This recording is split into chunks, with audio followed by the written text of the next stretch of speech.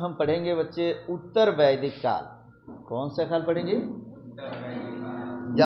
याद करो इसका, उस वीडियो में हमने क्या बताया था तुम्हें? वैदिक काल की प्रमुख विशेषताओं का वर्णन करें। यही नहीं हमने कहा था जी, वैदिक काल की प्रमुख विशेषताओं का वर्णन करें। और वैदिक काल के बारे में बताया था कि 1500 से 600 ईस्वी पूर्व के बीच के काल को हम क्या कहते हैं? वैदिक काल। से दो खंड में हमने बांट दिया। एक को बांटा था ऋग वैदिक काल तथा उसकी विशेषता है, ये कल के क्लास में हम लोग पढ़ चुके हैं। और आज के क्लास में हम क्या पढ़ेंगे बताओ? उत्तर वैदिक काल तथा उसकी विशेषता है। तो तुम्हें याद है बच्चे कि उत्तर वैदिक काल हम किसे कहते हैं? याद करो हमने क्या बताया था कि जब वैदिक काल की शुरुआत करेंगे तो वो तो 1500 ईस्वी पूर्व से शुरू होता है, 600 ईस्वी तक चलेगा। 1500 ईस्वी पूर्व से लेके 600 ईस्वी पूर्व के बीच में हम दो कालखंड बांटेंगे। एक होगा ऋग वैदिक काल, माने 1500 ईस्वी पूर्व से 1000 ईस्वी पूर्व के बीच के काल को हम कौन सा काल कहते हैं? ऋग वैदिक काल कहते हैं। और 1000 ईस्वी पूर्व से समझ रहे हैं हम लोग, क्या समझेंगे? 1000 ईस्वी पूर्व से लेकर और 600 ईस्वी पूर्व तक, इस दोनों के बीच के कालखंड को हम क्या कहेंगे जी? उत्तर वैदिक काल के नाम से। चलो उत्तर वैदिक काल को हम समझने जा रहे हैं बच्चे। कहता है कि ऋग वैदिक काल के बाद, खूब बढ़िया समझेंगे क्या कर रहा है कि ऋग वैदिक काल के बाद उत्तर वैदिक काल का इतिहास आता है। उत्तर वैदिक काल का इतिहास कब आता है बता दो?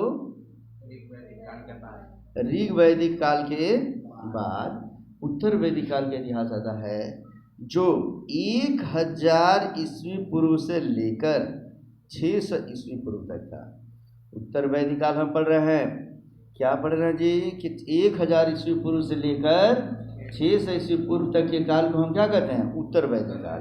इस काल में अन्य 3 वेद, माने एक वेद ऋग्वेद की रचना हुई थी ऋग वैदिक काल में 1500 से लेकर 1000 ईस्वी पूर्व के बीच। लेकिन इस काल में 3 अन्य वेद होते हैं। कौन कौन? सामवेद, यजुर्वेद और अथर्ववेद की रचना हुई। थोड़ा समझेंगे। सबसे पहला वेद कौन सा? ऋग्वेद। सबसे पहला वेद ऋग्वेद और सबसे अंतिम वेद अथर्ववेद। लेकिन 2 वेद ऐसा है, सामवेद और यजुर्वेद, जिसका क्रम एक निश्चित नहीं है। पहले सामवेद आया फिर यजुर्वेद, या पहले यजुर्वेद आया कि सामवेद, इसका कोई निश्चित क्रम नहीं है। लेकिन ऋग्वेद का निश्चित क्रम है। ऋग्वेद कौन सा वेद है? पहला वेद है। और अथर्ववेद कौन सा वेद है? लास्ट वेद है, अंतिम वेद है। क्लियर है? ऋग्वेद में ऋचा है, मंत्र है। यजुर्वेद में मंत्रों को सब मंत्र बताया जाएगा, ये है।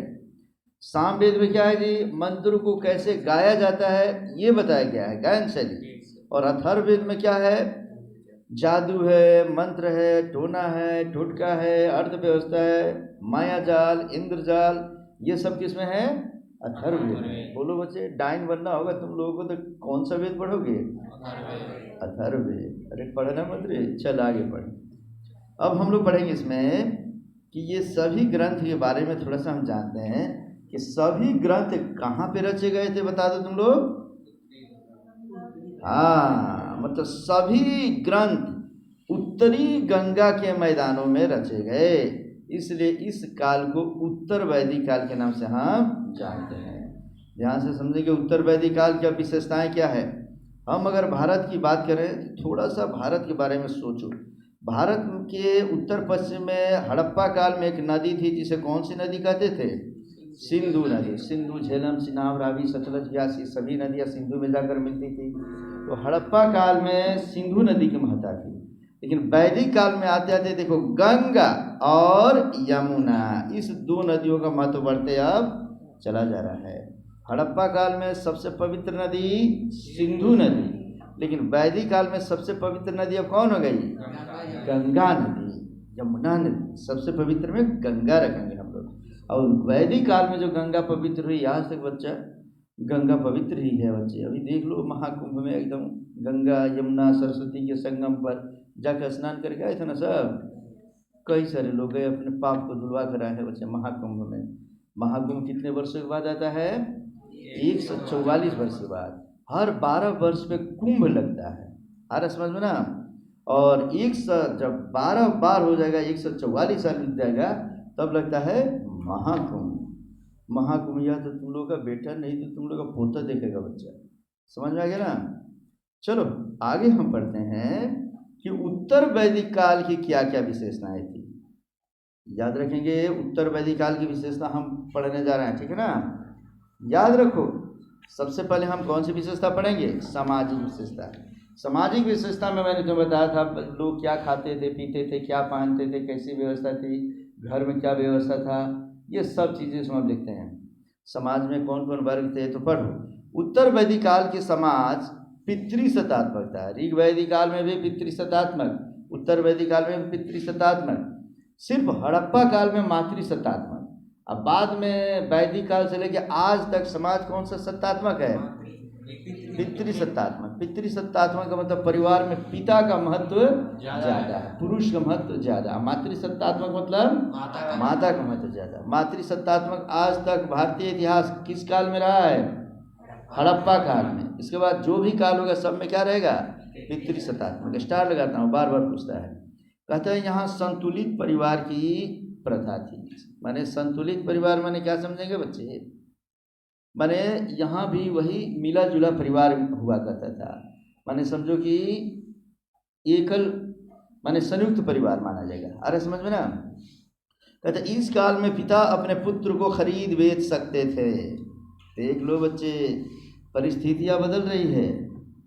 उत्तर वैदिक काल आते आते पिता पुत्र पत्नी का संबंध ऐसे हो जा रहा है कि अब पिता चाहे तो अपने पुत्र को बेच सकता था, पति चाहे तो अपनी पत्नी को बेच सकता था। उदाहरण बोलो, कोई है उदाहरण तुम लोग के पास? सत्य हरिश्चंद्र, रघुकुल के भगवान रामचंद्र के वंशज में आते हैं बच्चे सत्य हरिश्चंद्र। वो सत्य बोलने के लिए इंद्र भगवान उनकी परीक्षा लेते रह गए कि ये झूठ बोलते, लेकिन वो कभी झूठ नहीं बोले। उनकी पूरी सत्ता खत्म हो गई, राजपाट खत्म हो गया बच्चे। और यहाँ तक कि उन्हें अपने सत्य का पालन करने के लिए अपने पत्नी को ले जाकर मार्केट में बेचना पड़ा, अपने बेटा को ले जाकर बेच दिए बच्चे, और उनको खरीद कर और स्वयं को भी बेच दिए एक डोम के हाथ बच्चे। सत्य हरिश्चंद्र की कहानियाँ तुम देखोगे, पढ़ोगे बच्चे, ठीक है ना। और उसमें बताता है कि सत्य हरिश्चंद्र की कथा में किस तरीके से जब उनका पुत्र को सांप डस लेता है और उनकी ही पत्नी लेकर आती है इस डोम के यहाँ, मैंने समझो कि चलाने के लिए, और इनकी पत्नी इनसे आग मांगती है, तो कहते हैं कि तुम भले ही मेरी पत्नी हो, लेकिन मेरा धर्म है कि मैं अपने मालिक की आज्ञा का पालन करें। और इस तरीके से वह समझो कि मालिक की आज्ञा का पालन करने के लिए अपनी पत्नी से कहती है कि तुम मुझे आग लेने का पैसा दो। तो बोलती है मेरे पास पैसे नहीं है। तो वो कहती है कि हम अपने वस्त्र में से उसके बदले दे देते हैं। एक ही कपड़ा कई दिनों से पहनती है बच्चे, और जैसे अपने वस्त्र को फाड़ती है पूरा ब्रह्मांड डोल उठता है। और तब इंद्र भगवान माफ़ी मांगते हैं, सब लोग झुक जाते हैं कि नहीं, वाकई हरिश्चंद्र सत्य थे, तो सत्य थे, अपने सत्य के पालन के लिए सब कुछ न्यौछावर कर दिया, और तब फिर इनको अपना सब कुछ राजपाट मिलता है बच्चे।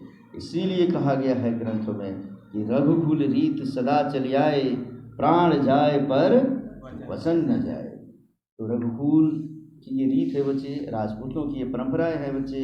लेकिन जो राजपूत आज के डेट में अगर इस परंपरा का पालन नहीं करता है, झूठ साँच बोल रहा है, उसमें सच पूछो तो रघुकुल का गुण नहीं है, राजपूती खून नहीं है, ठीक है ना। इसलिए राजपूत जातियाँ जो होती है बच्चे, सत्य की राह पे चलते हुए प्राण की बलि दे देते हैं, लेकिन एक बार अपनी जुबान दे दें तो फिर वापस नहीं लौटते हैं। समझ गए बच्चे। तो पढ़ते हैं हम लोग, इस काल में वर्ण व्यवस्था कठोर होने लगी तथा जन्मजात जातिगत व्यवस्था एक नए रूप में आने लगी। इसे समझ लो बच्चे। ऋग वैदिक काल में जाति व्यवस्था नहीं था, वर्ण व्यवस्था था। पुरोहित वर्ग हुआ करते थे, योद्धा वर्ग हुआ करता था, और सामान्य वर्ग हुआ करता था। लेकिन उत्तर वैदिक काल में अब ये सब क्या हो गए? जाति के रूप में बदल गए। समाज स्पष्ट रूप से 4 वर्णों में विभाजित हो गया। पहले 3 वर्ग थे, पुरोहित वर्ग, योद्धा वर्ग, सामान्य वर्ग। अब वो वर्ग वर्ण में बदल गया है। कौन कौन? ब्राह्मण, क्षत्रिय, वैश्य और शूद्र। किस तरीके से बढ़ते हैं बच्चे, ये सब देख लेना ठीक से।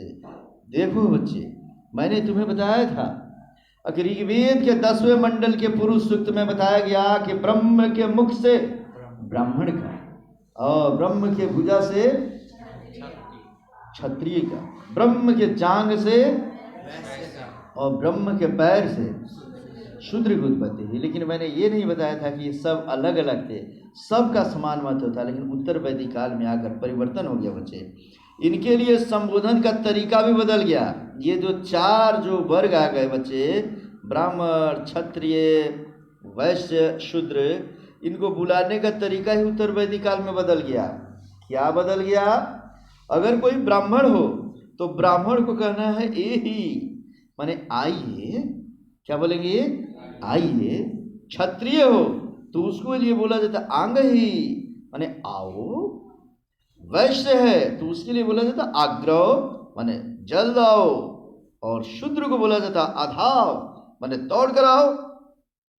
देख रहे हो ब्राह्मण को कितने सम्मान से बोलते हैं आइए, क्षत्रिय को बोलते हैं आओ, वैश्य को क्या बोलते हैं जल्दी आओ। लेकिन जो शूद्र है इनके लिए बोलने का तरीका ही हुआ दौड़ के आओ। मतलब कि आवाज से ही पता चल गया कि हम किसको कितनी इज्जत दे रहे हैं। समझ गए बच्चे? अब इस तरीके से बच्चे, अब हम बाकी बात करेंगे अब महिलाओं की, स्त्रियों की क्या स्थिति है। तो स्त्रियों की दशा अच्छी थी, समझ लो बच्चे। स्त्रियों की दशा इस काल में क्या थी? अच्छी थी। उतनी अच्छी नहीं है जितनी समझ लो कि हड़प्पा काल में, क्योंकि हड़प्पा काल में तो मातृ सत्तात्मक ही था। लेकिन फिर भी और समय की अपेक्षा स्त्रियों की दशा अच्छी थी। इस काल में बहु विवाह तथा विधवा विवाह का प्रचलन था, परंतु महिलाएं राजनीति में भाग नहीं ले सकती थी और न ही संपत्ति संबंधी कोई निर्णय ले सकती थी। अथर्ववेद में एक जगह कहा गया है कि कन्या का जन्म लेना अपशगुन है। इसके बावजूद भी उत्तर वैदिक काल में स्त्रियों की दशा अच्छी थी। इसे खूब बढ़िया समझो बच्चे। सच है कि स्त्रियों को सामान्य तौर पे बराबर का महत्व दिया जाता था। स्वयं देख लो बच्चे, भगवान रामचंद्र जब समझो कि अश्वमेघ यज्ञ करने जाते हैं तो उनके पुरोहित बताते हैं कि बिना पत्नी का आप यज्ञ नहीं कर सकते। तो अपने जगह माने पत्नी की जगह पे वो सोने की सीता बनाते हैं और अपने बगल में प्रतिस्थापित करके तब वो यज्ञ करते हैं। ये सब क्या बताता है जी? कि स्त्रियों का महत्व समाज में था। फिर भी एक मिथ्या चीज दिमाग में घुसने लगी थी कि कन्या का जन्म अपशगुन है। ये लोगों के दिमाग में धीरे धीरे बैठना शुरू हो गया बच्चे। अर्थात पुरुष का महत्व अब ज्यादा देना लोग शुरू कर दिए, ठीक है ना। बहुविवाह की प्रथा थी। एक व्यक्ति कई कई शादियां करता था बच्चे, माने बहुविवाह, जो बहुत सारे विवाह करते थे। स्वयं रामायण के श्री रामचंद्र के पिता दशरथ जी को देख लो, उनकी कितनी पत्नियां थी? 3 पत्नियां थी। उसी प्रकार कई सारे एग्जाम्पल्स मिलेंगे जिसमें एक नहीं कई कई पत्नियां लोग रखा करते थे बच्चे। विधवा विवाह, यदि किसी स्त्री का पति मर जाए तो फिर से वो शादी कर सकती थी बच्चे, परंतु उसे राजनीति में भाग लेने का अधिकार नहीं था। उसे रानी नहीं बनाया जाता था, माने रानी का मतलब शासन नहीं कर सकती थी। राजा का पत्नी होने के नाते रानी कहा जरूर जाता था, लेकिन पॉलिटिक्स में डायरेक्ट हिस्सा राज का वो नहीं देखते थे, ठीक है ना जी। और इसमें समझ लो कि वैदिक काल में, उत्तर वैदिक काल में कुल मिलाकर अगर कहा जाए तो आज के परिप्रेक्ष्य में और बाद के परिप्रेक्ष्य में वहाँ पे स्त्रियों की दशा क्या थी? अच्छी थी बच्चे। अब हम स्त्रियों की दशा के बारे हम पढ़ रहे हैं कि आखिर समाज बंटा तो कैसे बंटा।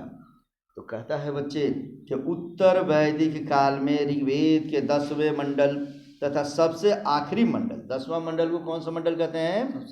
सबसे आखिरी मंडल में सर्वप्रथम पुरुष सूक्त में यह बताया गया है कि परम पिता परमेश्वर ब्रह्म के मुख से ब्राह्मण का, भुजा से क्षत्रिय का, जांग से वैश्य का और चरणों से माने पैर से शूद्र की उत्पत्ति हो गई। समझ में आ गया बच्चा?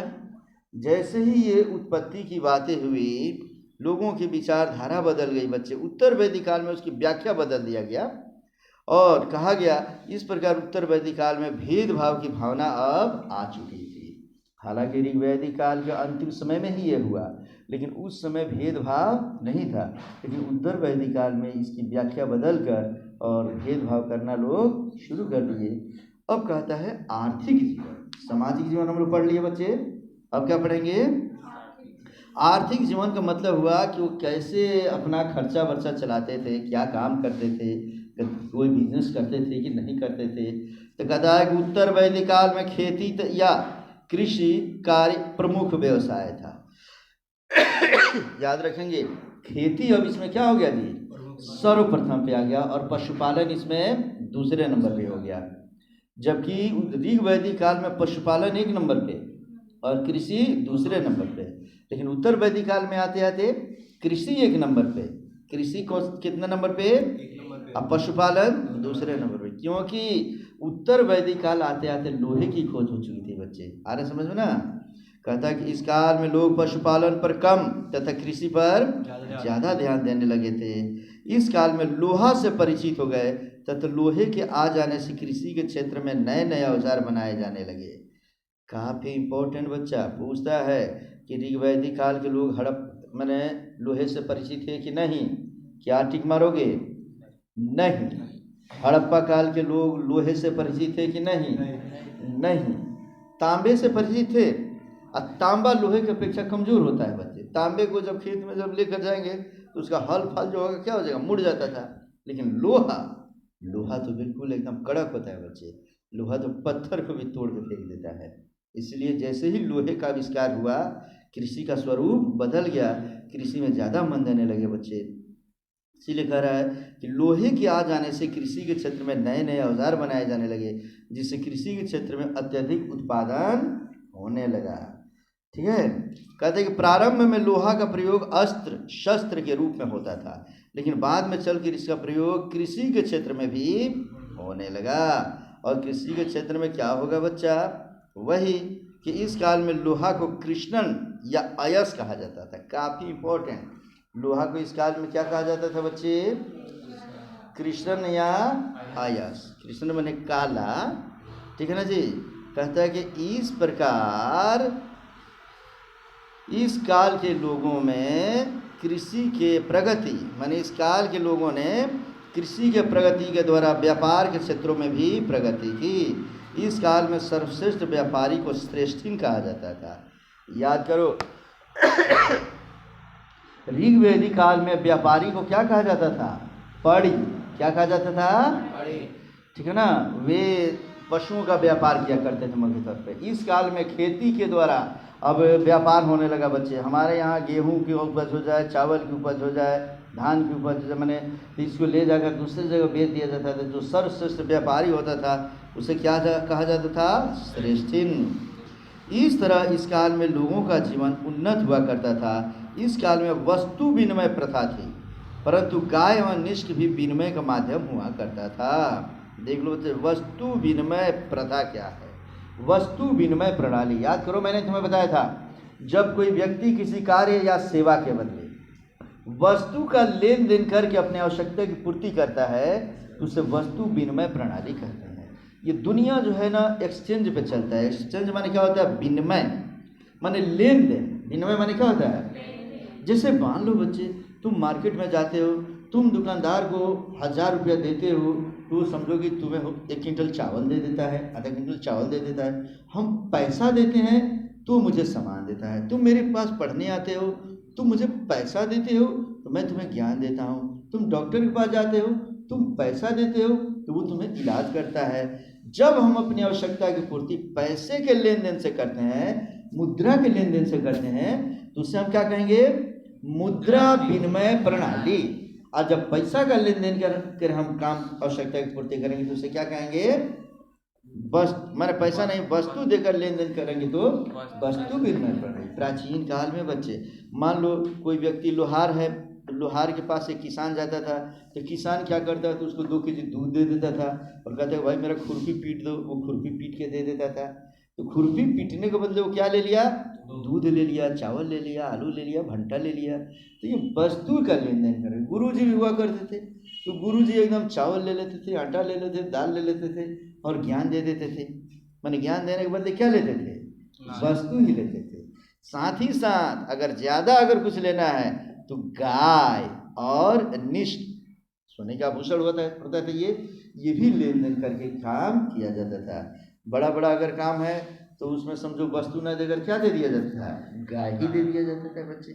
तो गाय निष्ठ ये सब वस्तु विनिमय प्रणाली का माध्यम हुआ करते थे बच्चे। अब हम पढ़ेंगे इसका राजनैतिक जीवन। क्या पढ़ेंगे बच्चे, राजनीतिक जीवन।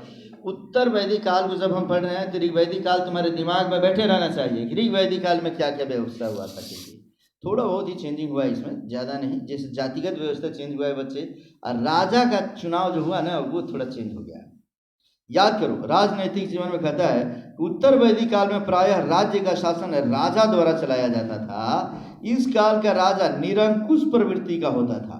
याद करो, हालांकि सभा और समिति राजा के निरंकुशता पर अंकुश लगाने का कार्य करती थी, इसके बावजूद भी ऋग्वैदिक काल की तुलना में उत्तर वैदिक काल का राजा निरंकुश प्रवृत्ति को होते चला गया तथा वह लोगों पर अत्याचार करने लगा। दोनों काल को ठीक से समझो बच्चे। अगर एक सिर्फ कह दे कि वैदिक काल की विशेषता लिखे तो वहाँ ऋग्वेद के बारे में भी थोड़ा लिखेंगे, ऋग्वैदिक काल के बारे में और उत्तर वैदिक काल में। ऋग्वैदिक काल में जो राजा होता था, राजा का चुनाव समझो कि जनता करती थी। कौन करते थे जी, माने सभा और समिति। सभा क्या होता था जी, गांव के छोटे बड़े ऊंच नीच बूढ़ा से लेकर सियान तक, जवान से लेकर बुढ़िया तक सब लोग एक जगह इकट्ठा हो जाते थे और उसमें एक व्यक्ति अपनी शक्ति का प्रदर्शन करता था, ताकत का प्रदर्शन करता था, बल का प्रदर्शन करता था, बुद्धि का प्रदर्शन करता था, और जो सबको हरा देता था वो सभी सभा उसको नाम लेकर जयकार करने लगती थी। और समिति जो वहाँ के बुजुर्गों का जो समूह था, माने वहाँ के विद्वान गण जो भी होते थे, उन लोगों के समूह को क्या कहा जाता था, समिति। सभा और समिति मिलकर राजा बना देते थे। राजा कोई भी काम करता था तो पुरोहित की मदद से वो निर्णय दिया करता था।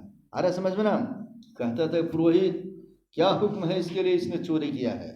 मैंने महिष्मति का उदाहरण भी तुम्हें दिया था बच्चे।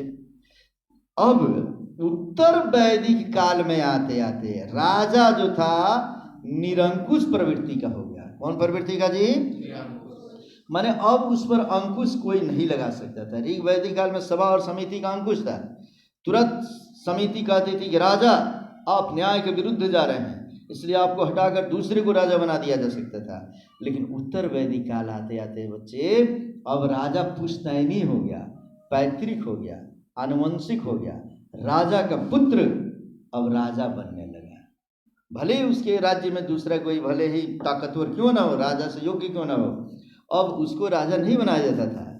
कौन बनता था राजा, राजा का पुत्र ही। इसलिए वो निरंकुश होता चला गया, क्योंकि अब उसमें अंकुश नियंत्रण धीरे धीरे जनता का कम होने लगा। अब जनता जो है वो प्रजा कहलाने लगी। क्या कहलाने लगी, और राजा ने ये घोषणा करवा दिया कि प्रजा का कर्तव्य है कि अपने राजा आज्ञा का पालन करने के लिए, अपने राजा की आज्ञा का पालन करने के लिए अपना सर्वस्व अर्पण कर दे।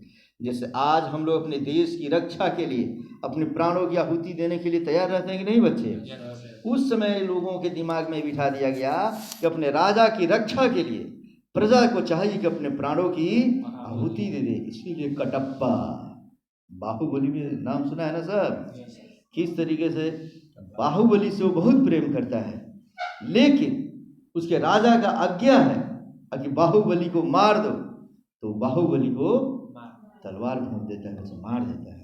अर्थात वो राजा की आज्ञा का पालन करता है। इस प्रकार इस काल में राजा अब क्या हो गया जी, निरंकुश होते चला गया। और यही नहीं, राजा और भी कई काम करता था बच्चा। अब कहता है कि राजा यज्ञ किया करता था जिससे उसकी शक्ति बढ़ती थी। इन यज्ञों में निम्नलिखित यज्ञ शामिल थे।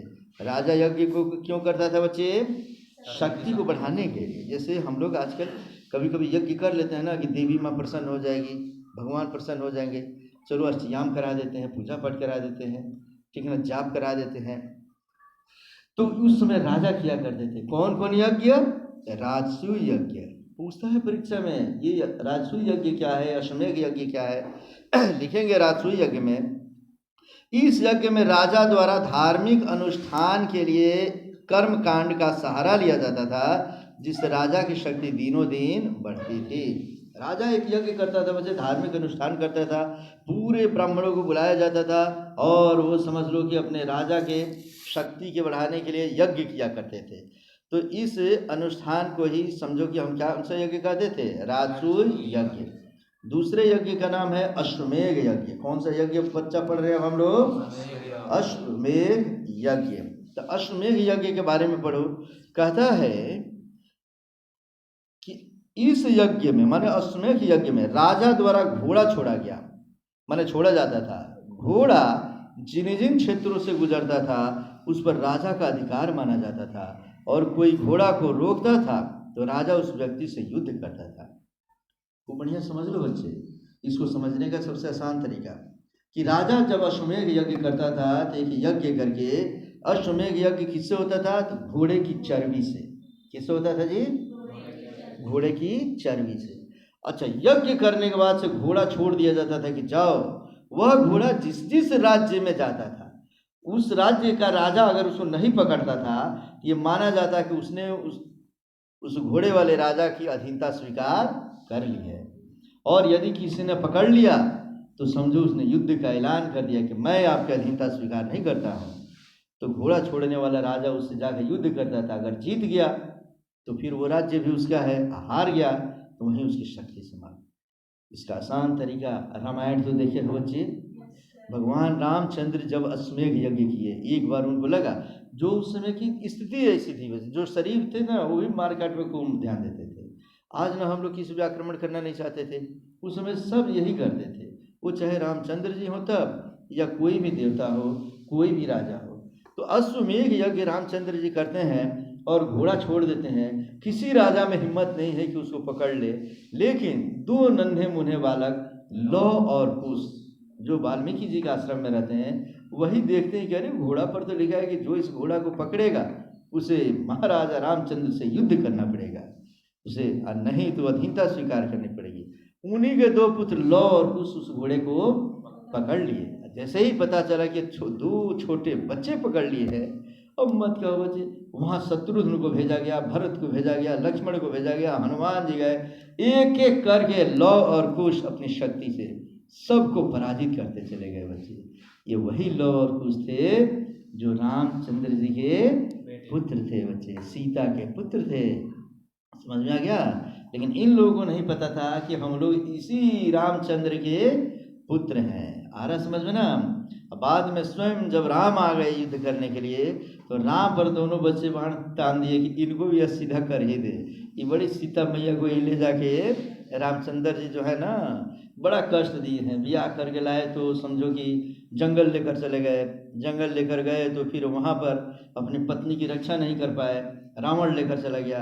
रावण को मारकर जब लेकर आए तो फिर अपनी ही पवित्र पत्नी से कहते हैं कि अग्नि परीक्षा दो, पवित्र होगी तो ले चलूँगा, नहीं तो तुम उसी में जल जाओगी। अग्नि परीक्षा भी सीता मैया दी, फिर भी लेकर आए। तो फिर कुछ दिन के बाद एक धोबी ने कह दे मुझे राम समझ लिए हो क्या? वो अपनी पत्नी से नाराज था बच्चे। रामचंद्र भगवान रात को निकले थे अपना राजपाट देखने के लिए कि हमारी सब जनता खुश है ना, तो देख क्या रहे कि एक धोबी है अपने पत्नी को डंडा मारे जा रहा है, मारे जा रहा है। क्यों जी? वो मायके चली जाती थी बार बार, समझ गए ना? तो कहते हमें क्या राम समझ लिए हो? इतना दिन रावण अपने पास रखा, फिर लाए तो अपने पास रख दिए, मार के चमड़ा उधेड़ दूंगा तुम्हारा। खूब मार रहा था। रामचंद्र भगवान है बच्चे, उसके बावजूद वो आए तो लगे सोचने क्या हमारी जनता सीता के रहने से मेरे पास नाखुश है क्या? उस धोबी के कारण अपनी पत्नी को फिर जंगल छोड़वा दिए। लक्ष्मण को ले जा, लक्ष्मण छोड़ के आ जा जंगल में। और इस तरीके से बच्चे ये सब बात लौ और कुश बचपन से वाल्मीकि के रामायण में पढ़ते आ रहे थे, तो उनको लगता था कि राम जो है ना वो कोई दुष्ट आदमी है। उनको क्या लगता था? इसलिए कि उन्हें नहीं पता था कि रामचंद्र की ही पत्नी सीता मैया है, और सीता के हम लोग पुत्र हैं, और सीता की शादी राम ही से हुई थी। वो ये अनभिज्ञ थे बच्चे, कहानी तो पढ़ते थे लेकिन ये नहीं बताया गया था कि तुम राम के ही पुत्र हो। यही वजह जब इन्होंने तीर उन पर तान दिए बच्चे, उसी समय वाल्मीकि जी आते हैं, रोकते हैं, समझाते हैं और बताते हैं कि नहीं नहीं, तुम जैसा सोचते हो वैसा नहीं है, ये तुम्हारे पुत्र है। और एक पुत्र का कर्तव्य है कि पिता चाहे कुछ भी हो, पिता यदि बेभिचारी भी क्यों न हो, एक पुत्र का कर्तव्य है कि अपने पिता की रक्षा वो हमेशा करे और हमेशा अपने पिता के फेवर करे। फिर उन लोगों को लाया जाता है बच्चे, और अब रामचंद्र जी कहते हैं कि सीते तुम आ जाओ, मुझसे गलती हो गई, राजपाट में तुम अयोध्या आ जाओ। सीता कहती है कि मुझे क्या खिलौना समझ रखे हैं, जब मर्जी तब चली जाओ, जब मर्जी आ जाओ। अब तो मैं उसी माँ की गोद में जाऊंगी जिस माँ के गोद से मैं आऊँगी। सीता रोने लगती है, कहती है हे धरती माँ फटो, मैं इस दुनिया से त्रस्त हो गई हूँ, अब मैं फिर तुम्हारी ही गोद में आना चाहती हूँ। धरती मैया फटती है, सीता मैया फिर उसी में समा जाती है। इस तरीके से बच्चे रामायण भी पढ़ ही लिए तुम लोग। ये बताता है कि अश्वमेघ यज्ञ क्यों किया जाता था? राजा अपनी ताकत दिखाने के लिए, अगल बगल के राज्यों पे धौंस जमाने के लिए अपना घोड़ा छोड़ देता था। खबरदार किसी ने अगर घोड़े को छू दिया तो समझो कि भगवान रामचंद्र के तलवार को छू दिया, गला काट दिया जाएगा उसका। समझ गया बच्चा? तो अश्वमेघ यज्ञ समझ गए। अगला यज्ञ है वाजपेय यज्ञ। कौन सा यज्ञ? कहता है यह एक प्रकार का रथ दौड़ था। कौन सा दौड़ था? जिसमें राजा के रथ घोड़ा अन्य सभी बंधु बांधवों से आगे चलता था। वाजपेय यज्ञ करके समझो कि रथ दौड़ किया जाता था और राजा का घोड़ा आगे चलता था और बाकी सब लोग पीछे पीछे चलते थे। राजा की शक्ति से दिखाई देती थी। जैसे आज कोई राजनेता होता है बच्चे, नेता जब आता है तो नेता आगे आगे रहता है और जनता पीछे पीछे रहेगी। मान लो मोदी जी चल रहे हैं तो घर घर मोदी, हर हर मोदी, पीछे वाले सब करेंगे। अब मोदी जी कहाँ रहेंगे? आगे रहेंगे। उस समय राजा हुआ करते थे, राजा का रथ आगे चलता था, राजा उस पर रहता था, अब पीछे सब उसकी जयकारा लगाते थे बच्चे। तो वाजपेयी यज्ञ समझ गए बच्चे तुम लोग? तो इस तरीके से हम राजनीतिक जीवन घोड़े के द्वारा भी, यज्ञ के द्वारा भी लोगों का पढ़ लिए। अब हम पढ़ेंगे धार्मिक जीवन। कौन सा जीवन पढ़ रहे हैं बच्चे? चलो, कहता है इसमें से याद रख लेंगे, वैदिक काल का धार्मिक जीवन ही सबसे ज्यादा महत्वपूर्ण है। धार्मिक जीवन पढ़ो। कहता उत्तर वैदिक काल में, काल लिख लेना, धार्मिक मान्यताओं में परिवर्तन आया। देख लो, धार्मिक सोच में परिवर्तन आ रहा है बच्चे। ऋग वैदिक काल में सबसे महान देवता कौन थे? इंद्र। कौन थे? पूरे ऋग्वेद में 250 बार इंद्र की चर्चा हुई है। कितने बार? माने कितना महान थे वो, समझ गए ना? लेकिन ऋग वैदिक काल के देवताओं का महत्व अब क्या हुआ? घट गया। उत्तर वैदिक काल आते आते उनका महत्व अब धीरे धीरे घटने लगा और उनका जगह अन्य देवताओं ने ग्रहण कर लिया। इस काल में धर्म में अब जादू टोना का महत्व बढ़ गया। जैसे ही अब कोई आता तो अलग निरंजन ऐसे करके जैसे लगता था कि तुम्हें डरा दिया, बाप रे, बाबा जो चाहेगा घोरी बाबा वही होगा। समझ गया बच्चा? क्योंकि अथर्ववेद आ गया था। अथर्ववेद में जादू टोना टोटका इंद्रजाल मायाजाल सब था। लोग सोचते थे कि इसी से हम दूसरे को वश में कर रहे हैं। कहता है कि धर्म में अंधविश्वास, रूढ़िगत मान्यताएं रूपी दुर्गुण आने लगे। धार्मिक रूप से अंधविश्वास आने लगा बच्चों को। जैसे आज भी कई सारे लोगों को अंधविश्वास रहता है। बच्चियों तुम लोग की कई बार तबीयत खराब होती रहती है, बार बार तबीयत खराब होती है, माई ले जाकर ओझा के पास ले जाती है कि ओझा फूंक देगा। ओझा फूंकता नहीं है, फूंक देता है। आ रहा समझ में ना बच्चे? इसीलिए अंधविश्वास से ऊपर रहना है। कोई बीमारी हो तुम लोग तो कहाँ जाओगी? डॉक्टर के पास। ये मत सोचिए कि ओझा बाबा और मौलवी जी फूंक फाँक कर देंगे, झाड़ फूंक कर देंगे, झाड़ू सब मार देंगे तो ठीक हो जाओगी। समझ में आ गया ना? हाँ, और ऐसे भी बाबाओं की कमी नहीं। आसाराम बाबा देख लो बच्चे, कोई को फूंक दिए। और कौन राम था जी? हाँ, राम रहीम को देख लो। ये हजारों नहीं लाखों के रूप में इनका भक्त हुआ करते हैं। कब फूंक देते हैं किसको पता ही नहीं चलता है बच्चे। बाबाओं के पास जाने की जरूरत नहीं है। समझ में आ गया ना जी? और जितने ओझा भूति ने फूंक फाँक करने वाले मौलाना हो, सब किसी के पास जाने की जरूरत नहीं है। पढ़ाई करो। अब बीमारी हो तो डॉक्टर के पास जा बच्चा। फूका फूकी के चक्कर में मत रह। अरे छोड़ दे अब, पंखा बाबा को छोड़, तेलावा बाबा को भी छोड़। तो इस तरीके से बच्चे समझो, इस तरह इस काल में अब नए नए देवता आ गए। कौन कौन देवता आ गए बच्चे? तो इसमें आते हैं प्रजापति। कौन आ रहे हैं जी? प्रजापति। यह उत्तर वैदिक काल में सबसे महत्वपूर्ण देवता बन गया। यह सृजन के देवता माने जाते थे। प्रजापति की बात करेंगे बच्चे। पहले सिर्फ इंद्र भगवान हुआ करते थे, अब कौन आ गए? प्रजापति। सबसे महत्वपूर्ण देवता यही प्रजापति, समझ लो, ब्रह्मा के रूप में माने जाएंगे बच्चे। आ रहा समझ में ना? इसलिए इस दुनिया का रचना किसने किया? ब्रह्मा ने किया। उनको क्या कहा जा रहा है जी? प्रजापति। अथर्ववेद में कहा गया है कि प्रजापति की 2 पुत्रियां थी। कौन? सभा और समिति। आइए इसका क्वेश्चन है बच्चा, तू बहुत दिमाग दौड़ा रहा है, पढ़े से ही समझ गया ना जी। आगे कहता है विष्णु। अब एक नए देवता आ रहे हैं। कौन? विष्णु देवता। अरे विष्णु दादा नहीं रे, मिथुन करना हीरो करना बोले कहते। विष्णु देवता है, अरे समझ ना, यह पालक के देवता थे। माने संसार का रचना किए प्रजापति माने ब्रह्मा, और उनका पालन कौन कर रहे हैं जी? विष्णु भगवान कर रहे हैं, जो विश्व के पालक माने जाते हैं। पूछता है कि विश्व के पालक कौन है? विष्णु भगवान। अब है इसमें से नेक्स्ट देवता है रुद्रदेव। यह पशुओं के देवता माने जाते हैं। यही है बच्चे कि रुद्रदेव किनको माना जाता है? अरे शंकर भगवान को। अब देख लो, सबका सेना सब है, शंकर भगवान का सेना कौन है? खुद वो चलते हैं किस पर? अरे बसहा बैल पर। और उनके अगल बगल देख लो, उसी प्रकार के जानवर ही एकदम है। खुद कान में हड़ा बिरनी रखते हैं बच्चे। हाँ, भूत पिशाच सब एकदम, सब के देवता वही हैं। तो इस तरीके से रुद्रदेव ये शिव का रूप आगे धारण कर लेंगे बच्चे। अगले देव है पूषण देव। कौन सा देव? कहते हैं यह शूद्रों के देवता थे, जो उस समय सबसे शूद्र, सबसे छोटी जाति मानी जाती थी बच्चे, जिस पर समझो कि ये जितने भी ब्राह्मण थे उनसे घृणा किया करते थे। उन शूद्रों के देवता कौन थे? पूषण देव। शूद्र समाज के एक भिन्न अंग बना दिया गया। शूद्र को समाज का एक अलग अंग ही बना दिया गया, और यहाँ तक कि उनके लिए एक अलग देवता बना दिए गए। और देवता कौन? पूषण देव। आ रहा समझ में ना? कहता है इस काल में गाय की महत्ता बढ़ गई। इस काल में क्या हुआ जी? गाय की महत्ता बढ़ी।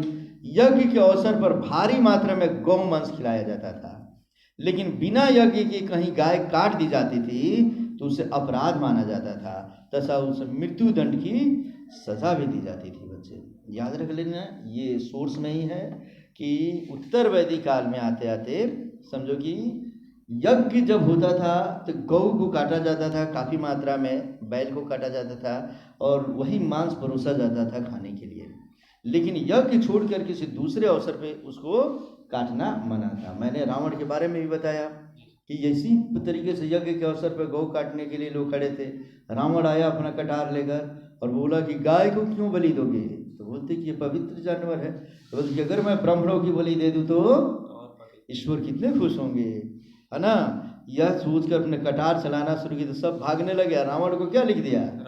ये राक्षस है, ये विश्रवा पुत्र, ऋषि का पुत्र नहीं हो सकता, ये क्या है? राक्षस है। तो ये सब मैं तुम्हें पढ़ा चुका हूँ बच्चे।